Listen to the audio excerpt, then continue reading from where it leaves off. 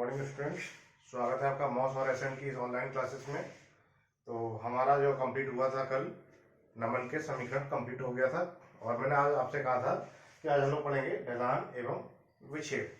ढलान एवं विक्षेप, सबसे पहले तो हम लोग ये देखेंगे कि आखिर ढलान और विक्षेप होता क्या है।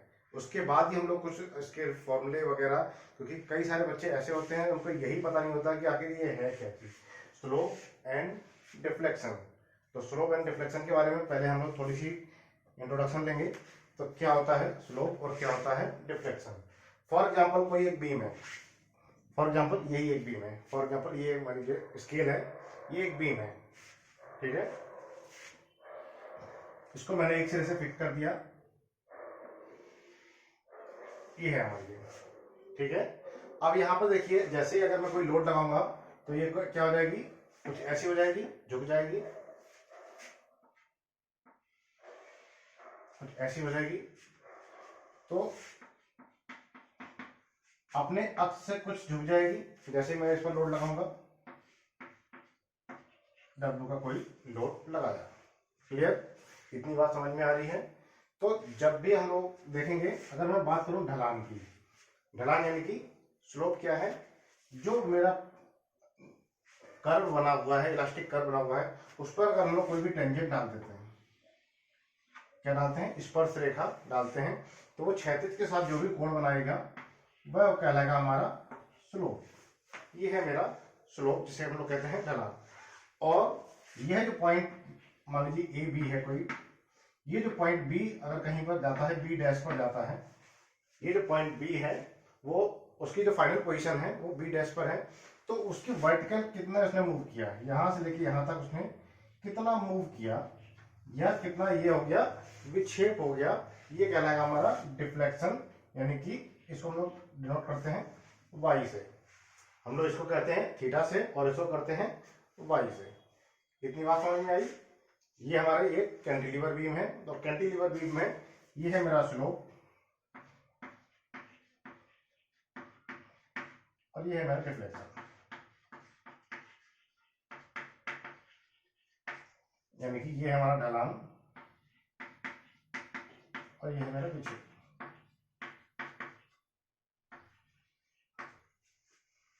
कोई दिक्कत किसी को, कोई परेशानी?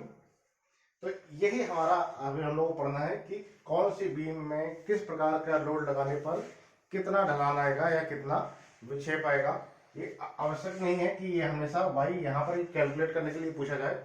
आपको वाई यहाँ पर भी कैलकुलेट करने के लिए पूछा जा सकता है, तो आपका वाई ई हो जाएगा। मान लीजिए ये भी कोई पॉइंट सी है, तो ये मेरा वाई सी हो जाएगा। इस कंडीशन में इस बीम में ये जो वाई का पोजीशन है वो अधिकतम आएगा, कॉर्नर पर जो वाई होगा वो अधिकतम आएगा। इतनी बात समझ में आई कि ढलान एवं विक्षेप एक्चुअल में होता क्या है। कि अगर किसी वस्तु पर या किसी बीम पर कोई लोड लगा देते हैं तो वह अपनी स्थिति से झुक जाता है, और वह झुके हुआ किस अपनी जो हॉरिजॉन्टल एक्सिस है उसे किस एंगल पर झुक रहा है तो वह उसका स्लोप कहलाएगा, और कितना झुक रहा है वह उसका विक्षेप कहलाएगा। पहले दोनों की डेफिनेशन लिख लेते हैं, क्या होता है स्लोप, क्या होता है डिफ्लेक्शन। तो पहले आप लोग इसकी डेफिनेशन लिख लीजिए, लिखिए, हेडिंग डाल लीजिए, विक्षेप। पहली हेडिंग डाल देंगे विक्षेप, विक्षेप यानी कि डिफ्लेक्शन।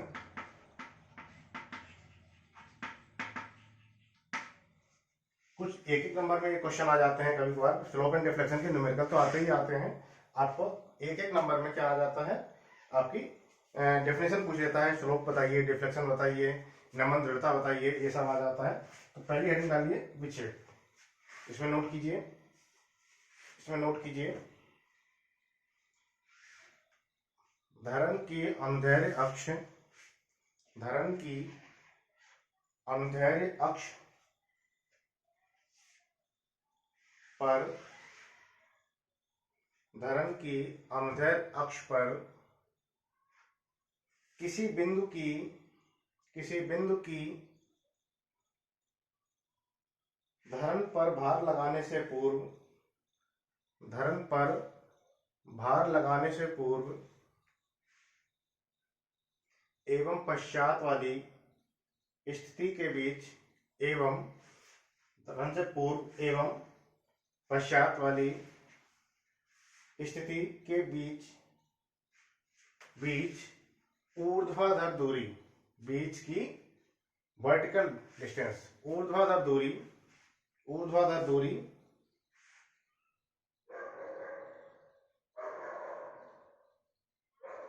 विक्षेप कहलाती है। क्लियर, समझ में आई? कोई भी धरण है, धरण पर भार लगाने से पूर्व एवं भार लगाने के बाद के बीच की ऊर्ध्वाधर दूरी क्या कहलाएगी? हमारी विक्षेप कहलाती है। इसे हम y से प्रदर्शित करते हैं। इसे y से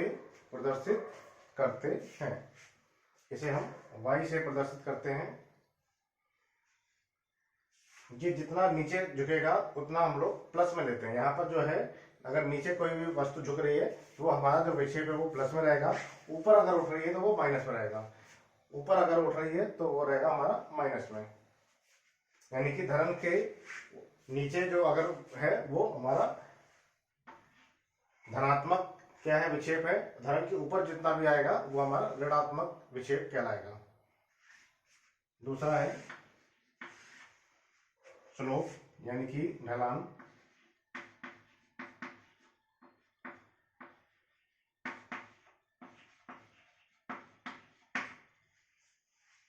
सेकेंड हेडिंग डाल लीजिए, ढलान, स्लोप। इसमें नोट कीजिए, भारित धरण की विक्षेपित अवस्था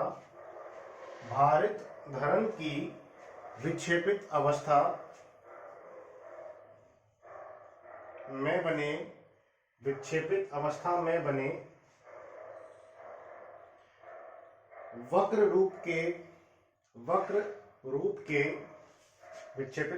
बने वक्र रूप के किसी बिंदु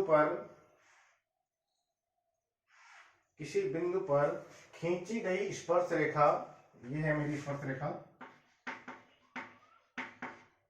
खींची गई स्पर्श रेखा क्षैतिज से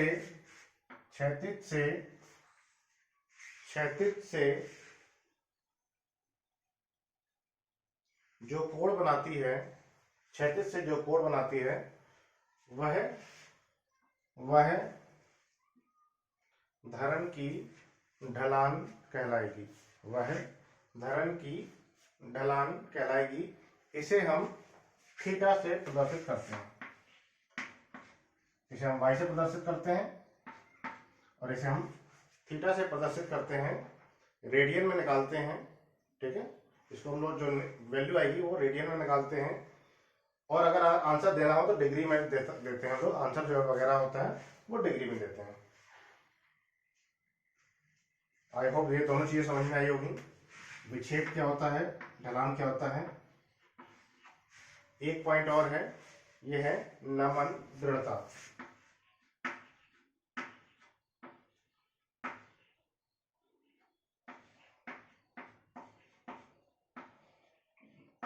नमन दृढ़ता यानी कि फ्लेक्सिबल रिजिडिटी।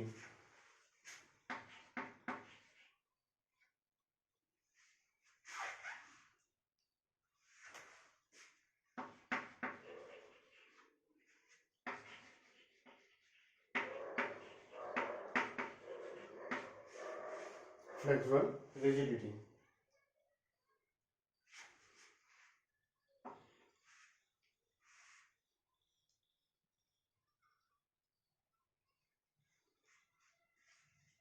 फ्लेक्सिबल रिजिडिटी, इसमें नोट कीजिए, किसी धरण के पदार्थ का यंग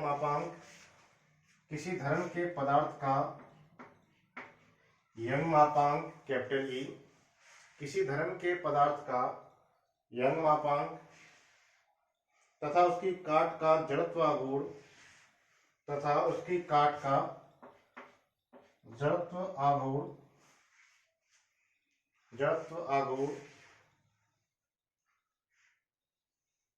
के गुणनफल को के गुणनफल को नमन दृढ़ता कहते हैं। के गुणनफल को नमन दृढ़ता कहते हैं।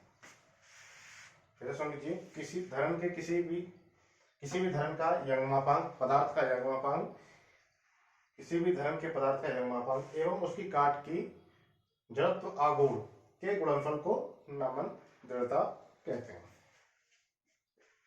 ये तीनों पॉइंट बहुत ही इंपॉर्टेंट हैं, कई बार एग्जाम में पूछे गए हैं एक एक नंबर में। इन तीनों को नोट कर लीजिए।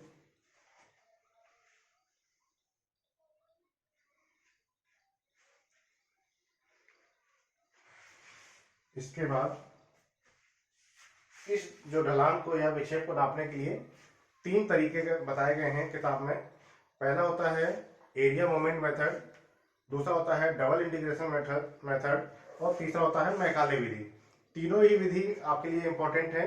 आपको कोई भी एक विधि आएगी तब भी आपको चलेगा, कोई भी एक विधि से आप सॉल्व करके आ जाएंगे, आपका क्वेश्चन गलत नहीं होगा किसी भी कंडीशन में। लेकिन आपको अगर छोड़ के आएंगे कंडीशन में तभी आपका क्वेश्चन जो है वो गलत हो जाएगा या गलत उसमें मार्किंग नहीं मिलेगी। तो हम लोग देखते हैं सबसे पहले कितनी विधि हैं। 3 विधि मैंने आपको बताई हैं। इनको ढलान एवं विक्षेप को ज्ञात करने की विधि। सबसे पहले हमने आपको बताया क्या होता है ढलान, क्या होता है विक्षेप। यही अगर मैं सिंपली सपोर्टेड की बात करूं तो ये देखिए, सिंपली सपोर्टेड कुछ ऐसा होता है। इसका ढलान कैसा होगा, कुछ ऐसा। ये इसका पर ये पॉइंट ए है, पॉइंट बी है, ये थीटा ए हो जाएगा। यहां से स्पष्ट लिखा है ये थीटा बी हो जाएगा और ये मेरा हो जाएगा डिफ्लेक्शन वाई। ये हो जाएगा मेरा डिफ्लेक्शन यानी कि विक्षेप, ये हो जाएगा। ठीक है। अब यहाँ पर ये चीज बताना है कि जो भी क्लॉकवाइज थीटा होगा वो मेरा यहाँ पर पॉजिटिव लेते हैं। यानी कि ये वाला जो अगर मैं बात करूं तो ये कैसा आ रहा है मेरा क्लॉकवाइज, इसको हम लोग लेंगे पॉजिटिव।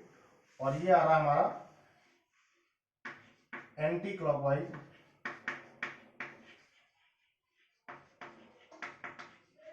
इसको हम लोग लेंगे नेगेटिव।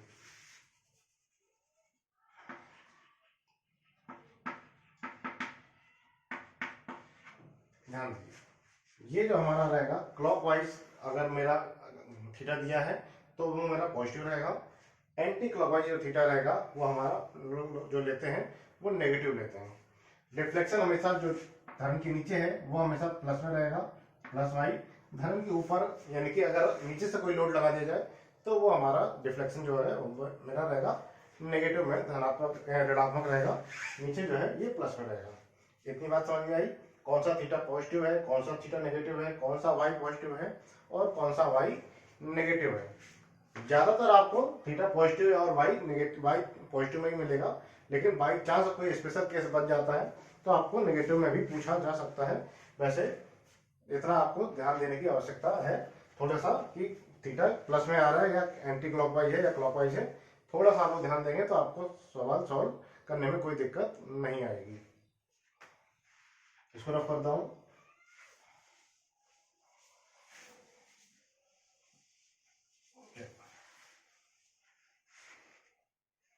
पहला मैंने आपको बताया था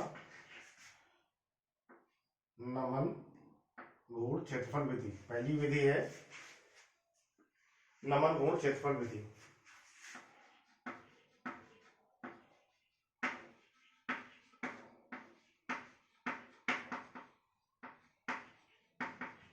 नमन गुण क्षेत्रफल विधि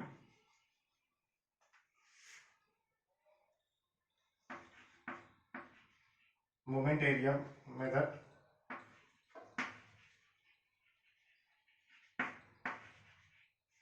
area moment method.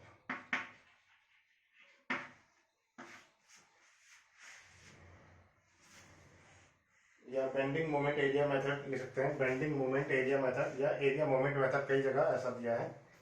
Bending moment area method नमन गुण क्षेत्रफल विधि है तो बेंडिंग मोमेंट एरिया मेथड भी लिख सकते हैं। खैर, दूसरा क्या है, दोहरा समाकलन विधि।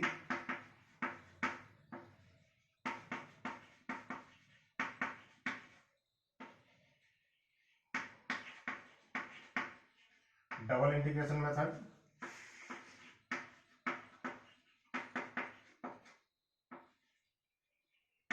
तीसरा है मैकाले विधि।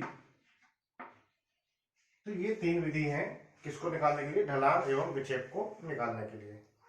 तो आज हम लोग देख लेते हैं पहले, सबसे पहले ये वाला नमन घूर्ण क्षेत्रफल विधि। सबसे तीनों ही आसान है, लेकिन आप भी आज हम लोग देखेंगे कौन सा, नमन घूर्ण क्षेत्रफल विधि पर आज हम लोग देखते हैं कैसे स्लोप एंड डिफ्लेक्शन निकालेंगे।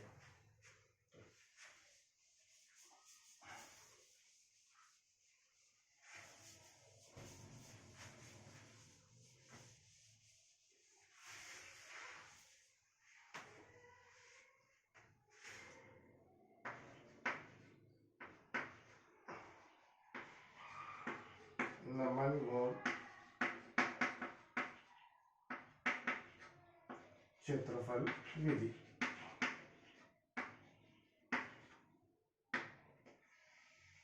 नमन घूर्ण क्षेत्रफल विधि। देखिए मान लीजिए कोई एक बीम है,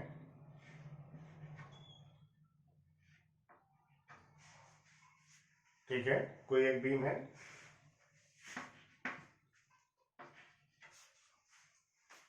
अब ये बीम क्या हो जाएगी, लोड लगेगा, लोड लगने के बाद क्या होगी, थोड़ी सी बेंड होगी। इसका जो बेंडिंग मोमेंट डायग्राम है, थोड़ा सा बेंडिंग मोमेंट डायग्राम कुछ कैसा भी बन सकता है, जरूरी नहीं है कर्व शेप में बने, कुछ रेंडम बना दिया मैंने। ये पॉइंट लिया मैंने सी, ये पॉइंट मैंने लिया डी।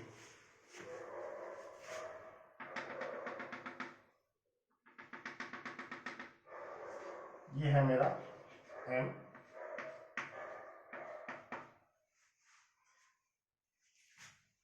ये है मेरा डेल्टा एक्स।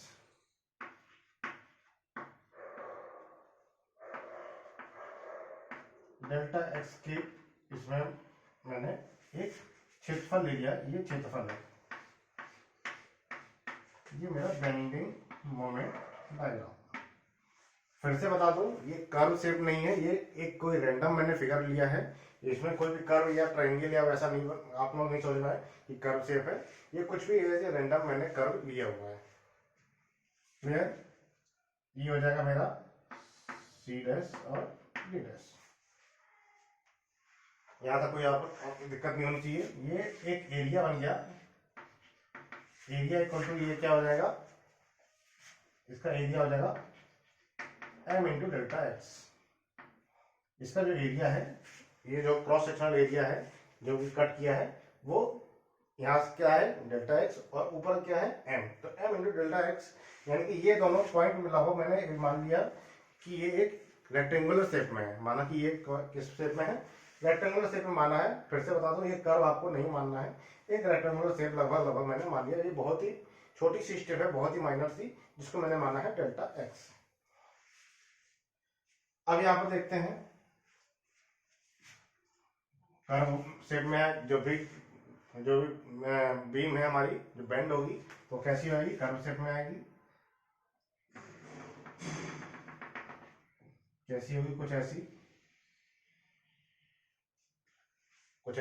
शेप में आएगी।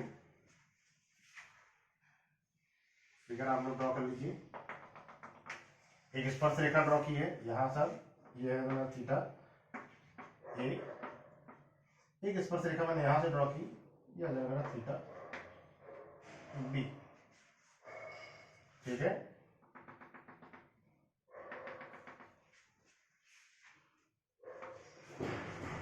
थोड़ा सा फिगर जगह कम पड़ रही है, इसको थोड़ा सा और ऊपर बना ले रहा हूं मैं।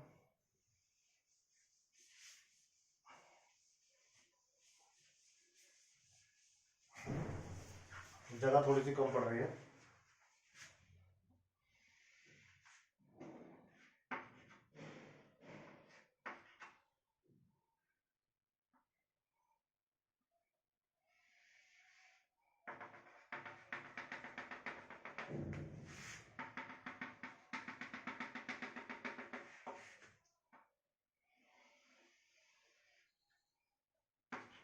A B C D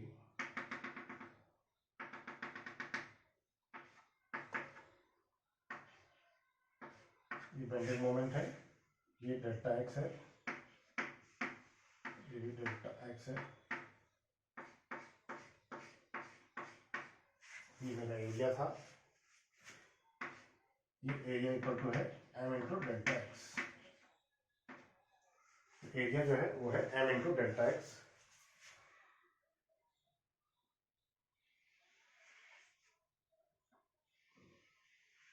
beam कुछ ऐसी झुकेगी, ये मेरी झुकी हुई बीम है।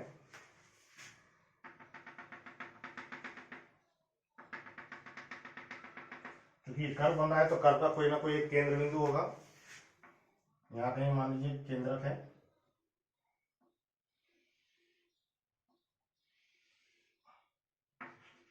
आर दूरी पर। ये जो पॉइंट है ये है डेल्टा थीटा, ये डेल्टा थीटा है इस वाले पॉइंट को, ये थीटा ए, ये थीटा बी। यहां से एक स्पर्शरेखा ड्रॉ की, यहां पर एक स्पर्शरेखा यहां पर ड्रॉ की, यहां पर। ये हो जाएगा मेरा ए बी, ये सी डी था, इसको ई और एफ मान लेते हैं, और ये हो जाएगा मेरा डेल्टा वाई। रिफ्लेक्शन जो है ये मैंने मान लिया डेल्टा वाई।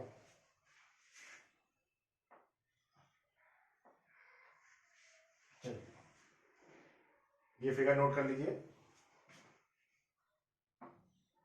ए बी इसको मान लिया ओ मान लेते हैं, ओ। ये फिगर नोट कर लीजिए सभी लोग, बहुत ही इंपॉर्टेंट फिगर है।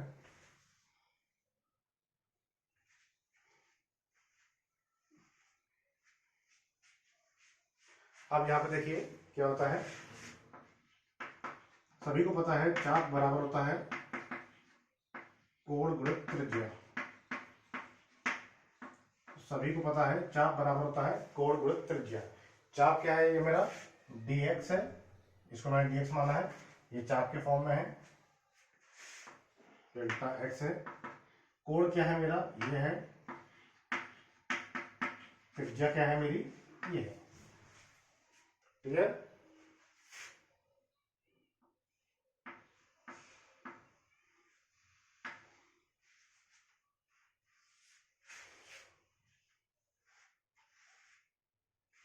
यहाँ से अगर मैं डेल्टा थीटा निकालना चाहूँ तो क्या मैं डेल्टा एक्स अपॉन आर लिख सकता हूँ। डेल्टा थीटा बराबर क्या लिख सकता हूँ, डेल्टा एक्स अपॉन आर लिख सकता हूँ। आर का मान हम लोग लेंगे नमन के समीकरण से। नमन का समीकरण सभी को पता है, क्या होता है, M upon I sigma upon Y equal to E upon R. तो वहां से ई अपॉन आर जो है वहां से हम लोग लेंगे आर का मान। देखिए क्या है,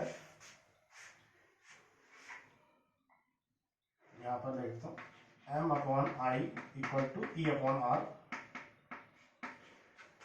यहां से 1 अपॉन आर का मान लेगा मैं, 1 अपॉन आर बराबर हो जाएगा एम अपॉन ई आई। तो 1 अपॉन आर डेल्टा थीटा बराबर 1 अपॉन आर का मान हो जाएगा M upon E I into delta X. Clear? Into delta X. तो डेल्टा थीटा बराबर यही आ गया मेरा,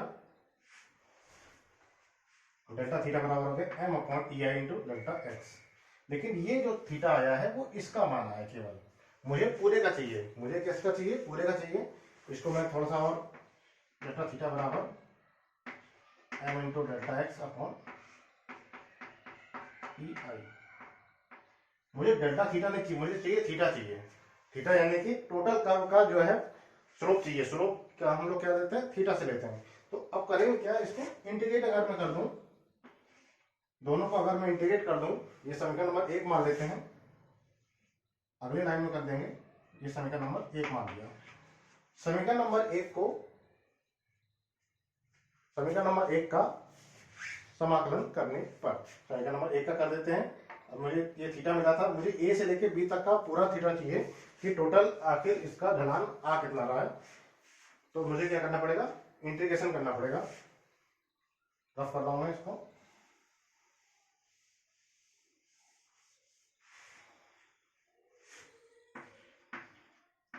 इसका इंटीग्रेशन करेंगे तो थीटा आएगा। ये ई आई जो है ये कांस्टेंट है into M into delta x.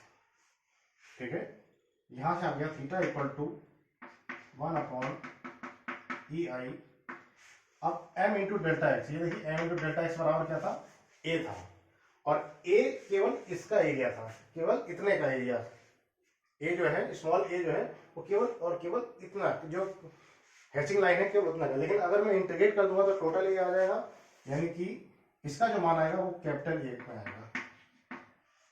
ये है एरिया ऑफ बेंडिंग मोमेंट। ये एरिया हो जाएगा यहां से लेके यहां तक पूरे का एरिया। इंटीग्रेट करने पर क्या आ जाएगा, पूरे का एरिया निकल कर आएगा। तो यहाँ पर स्मॉल ए ना, अब यहाँ पर देख लीजिए थोड़ा सा जगह की कमी पड़ रही है, इसको समझ लेते हैं। m इंटू डेल्टा एक्स जो था वो a का था, केवल और केवल a, ये m डेल्टा एक्स। लेकिन अगर मैं इंटीग्रेट कर दूंगा इसको तो m इंटू डेल्टा एक्स का इंटीग्रेशन जो हो जाएगा वो आ जाएगा कैपिटल ए बनकर आएगा। ये m इंटू डेल्टा एक्स बराबर केवल a है। अगर इंटीग्रेट कर दूंगा इसको पूरे का तो ये बन जाएगा कैपिटल ए। तो मैं इंटीग्रेशन के साथ ले रहा हूं तो ये यहाँ पर आ जाएगा कैपिटल ए। ए यहाँ पर जो है वो बेंडिंग मोमेंट एरिया है, बेंडिंग मोमेंट एरिया। अब मेरा एक फॉर्मूला निकल कर आ गया थीटा का, theta equal to A upon E I. Theta equal to A upon E I. एक छोटा सा फॉर्मूला निकल कर आया, इसको नोट कर लीजिए।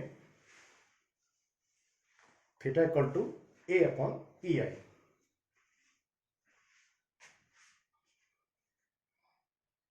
क्लियर। अब हम लोग वाई निकालना है, डिफ्लेक्शन निकालना है। तो अब हम लोग जो एंगल, अभी हम लोग इस वाले ट्रायंगल पे बात कर रहे थे, अब हम लोग जरा इस वाले ट्रायंगल पर आ जाते हैं। इस वाले ट्रायंगल पर, ये जो छोटा सा आपको ट्रायंगल दिख रहा है,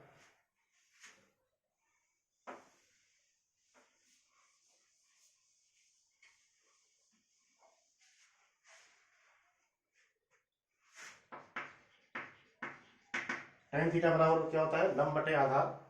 लंब की वैल्यू क्या है, ये यहां से लेके यहां तक माना कि x है। लंब की वैल्यू है डेल्टा वाई और आधार है मेरा x। इस ट्रायंगल की बात कर रहा हूं मैं, तो डेल्टा वाई लंब बटे आधार, ये जो एंगल है ये है मेरा डेल्टा थीटा। tan थीटा में tan डेल्टा थीटा है।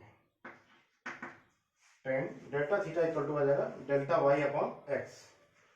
क्योंकि थीटा बहुत छोटा है इसलिए डेल्टा थीटा को ही हम लोग डेल्टा वाई अपॉन एक्स लेंगे, और डेल्टा वाई बराबर हो जाएगा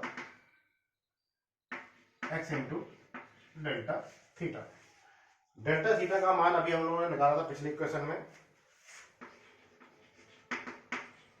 इसका जो मान अभी अभी हम लोगों ने निकाला था डेल्टा थीटा का, कितना निकाला था ये हम लोग देखेंगे।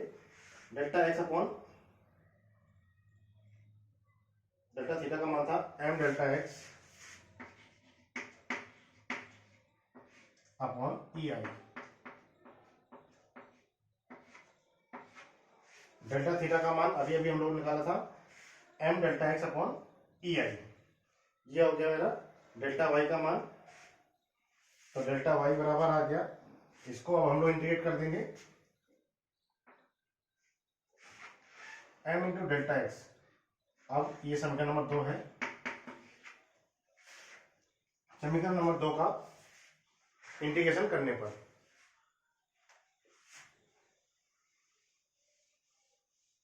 समीकरण नंबर 2 का इंटीग्रेशन करने पर, यानी कि delta Y equal to X का तो करना ही पड़ेगा, 1 अपॉन ई आई कॉन्स्टेंट है, ये आ जाएगा m into delta x into x. ठीक है, m इंटू डेल्टा एक्स अभी अभी हम लोगों ने देखा क्या होता है a, ये y बराबर आ गया अभी अभी मैंने आपको समझाया कि इंटीग्रेशन से आप m इंटू डेल्टा एक्स क्या आता है, a आता है,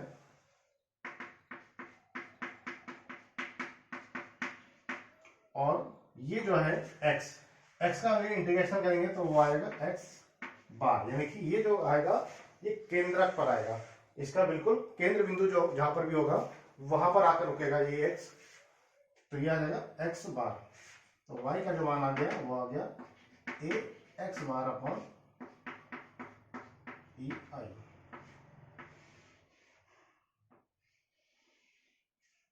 ये दो बहुत ही इंपॉर्टेंट फॉर्मूले हैं, इससे आपके सारे न्यूमेरिकल होंगे। तो y यानी कि आपका विक्षेप जो निकल कर आया वो a x bar upon e i, और जो ढलान निकल कर आई है theta equal to a upon e i।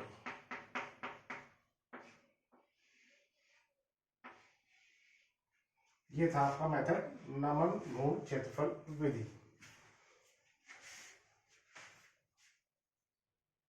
कहीं कोई दिक्कत हो, कोई डाउट्स हो, कमेंट में जरूर आपको बताना। कोई दिक्कत हो, कोई आपको डाउट्स आ रहा हो, मैं उसको जरूर आपको क्लियर करूंगा। तो नोट कर लिया सभी ने?